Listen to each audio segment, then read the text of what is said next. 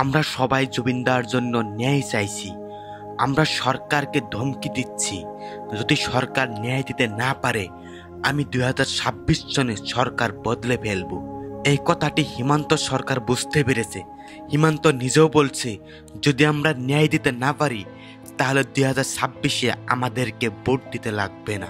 কিন্তু এক সেকেন্ড, আমরা কেমন ধরনের ন্যায় চাইছি এটাও তো ভাবার কথা।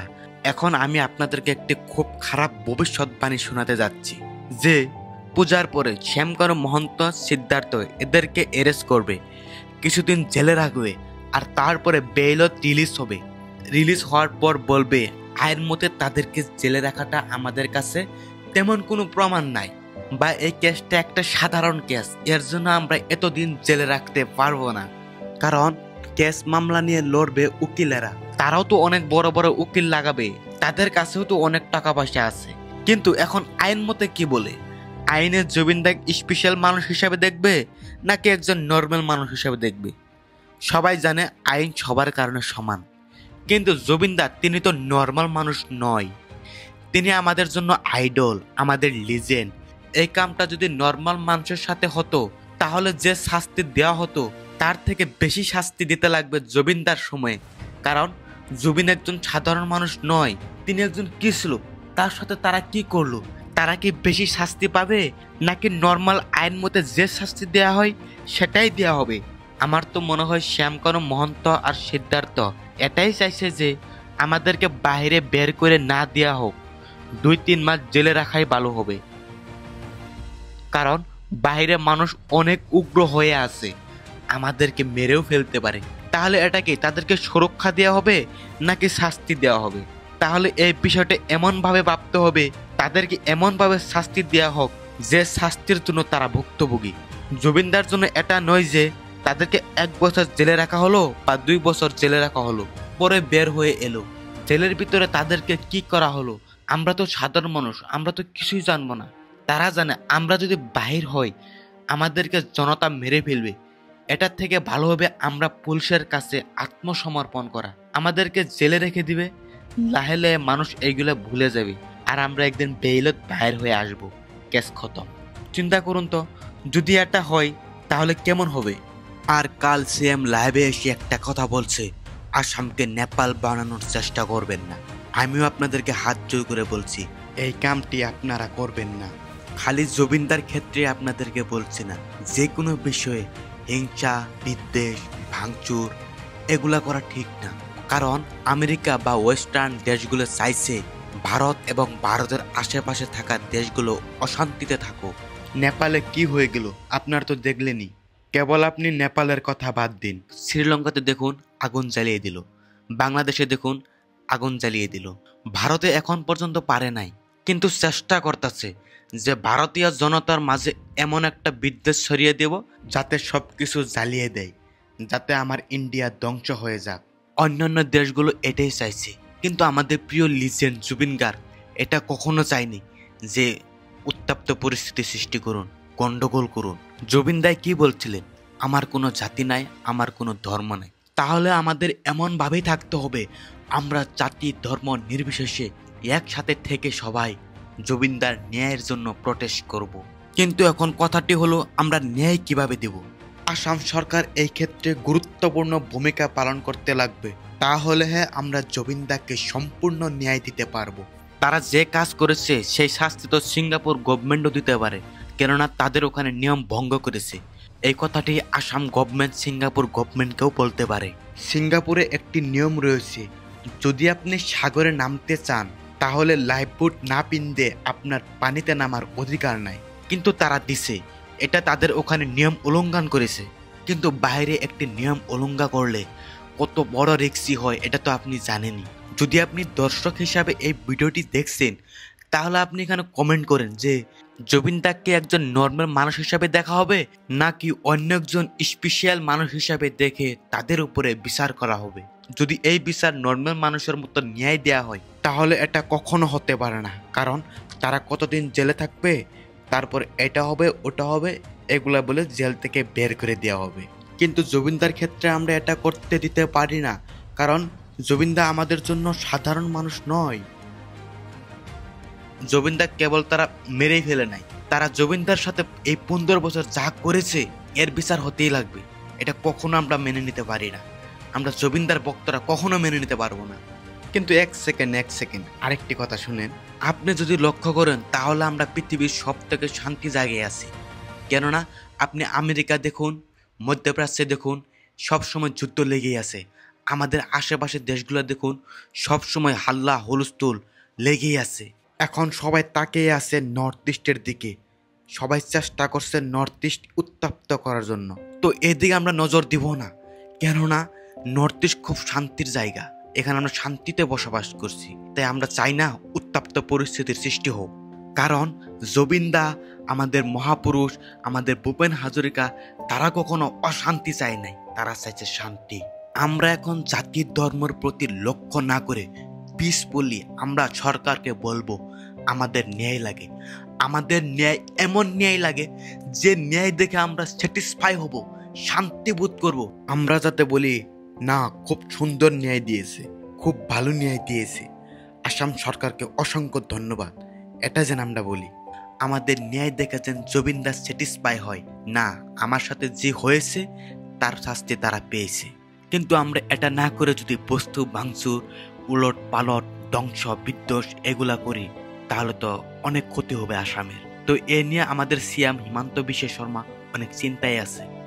আমাদেরকেও বই করা দরকার, কারণ আমাদের এই সোনার আসাম আমাদেরকে বাঁচাতে লাগবে। এখন জাস্ট একটা কথাই বলবো, তারা বলছে যে পূজার পরে এরেস্ট করব। কেন পূজার পরে কেন এরেস্ট করতে হবে? পূজার কারণে কি তাদেরকে বন্ধ দেওয়া হলো নাকি? আমরা চাই জবিনদার ন্যায়, আমরা এত অপেক্ষা করতে পারবো না। আপনারা এখন থেকে সব তথ্য বের করুন, তারা কেমন শাস্তি পাওয়ার যোগ্য সেই শাস্তি দিন, এবং জবিনদা হিসাবে দেখে তাদেরকে শাস্তি দেওয়া হোক। জবিনদাকে নর্মাল মানুষ হিসাবে দেখে শাস্তি দিবেন না, এটা আপনাদের কাছে আমার হাত জোর করে অনুরোধ থাকলো। কিভাবে শাস্তি দিলে রাজ্যে শান্তি পাবো সেইভাবে আপনারা কাজ করুন।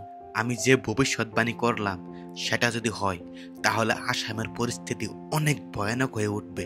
তো আমাদের প্রিয় লিজেন্ড এবং জুবিন গার্গ, যিনি একজন শিল্পী ছিল, যিনি গান খুব ভালোবাসতেন, তো আমাদের লিজেন্ড অনেক লোকগান গাইছেন, অনেক লোকগান শুনছেন। তো আমি একটি লোকগান অথবা বাউল গান আপনাদেরকে শোনাবো। গানটি শুনে যাওয়ার জন্য আপনাদের কাছে অনুরোধ রইল। খ্রিস্টান হইলে কফিনে, মুসলিম হইলে দাফনে, হিন্দু হইলে চিতাই পুড়ে ছাই,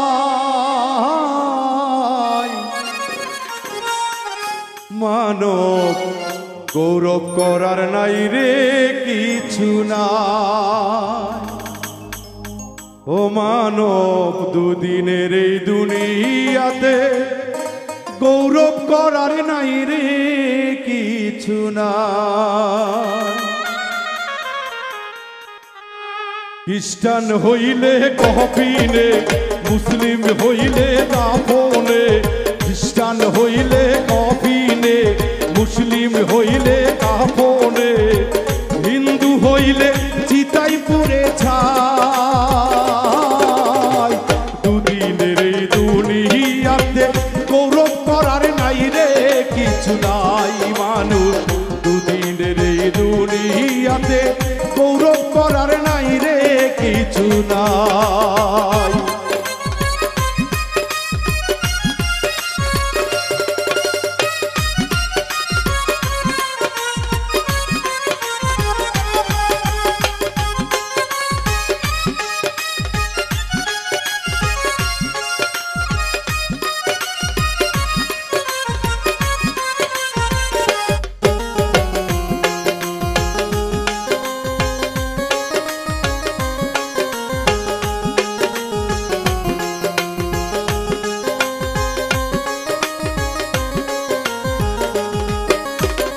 যতই সাজাও বাড়ি গাড়ি ইয়ার কন্ডিশন, 3.5 হাত মাটির বিছনা হইব তোরা শোন, হইব তোরা শোন।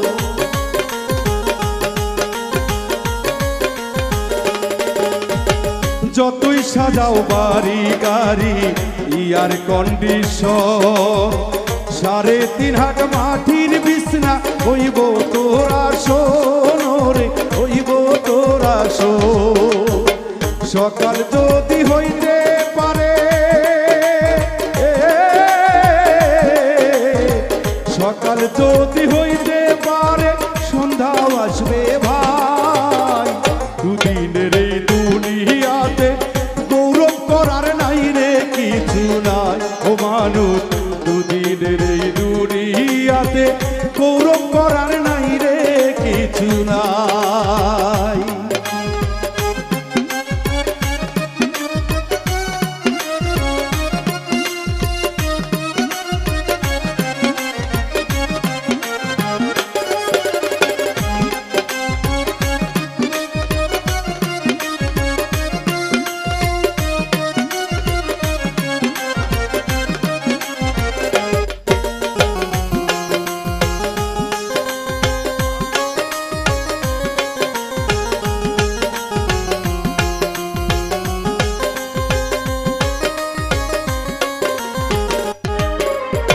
সময় তো আর নাই রে বেশি, দমের খেলা শেষ।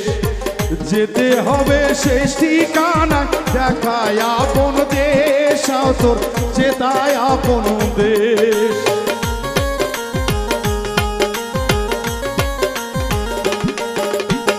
সময় তো আর নাই রে বেশি, দমের খেলা শেষ।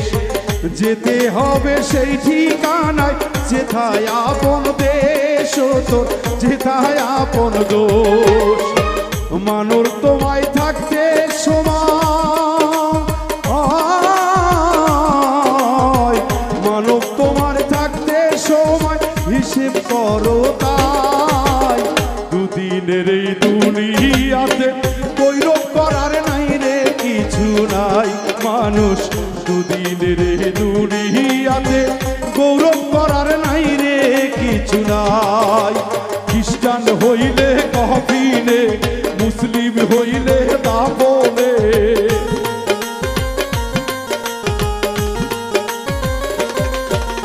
খ্রিস্টান হইলে কফিনে, মুসলিম হইলে দাফনে। হিন্দু হইলে চিতাই পুড়ে ছাই।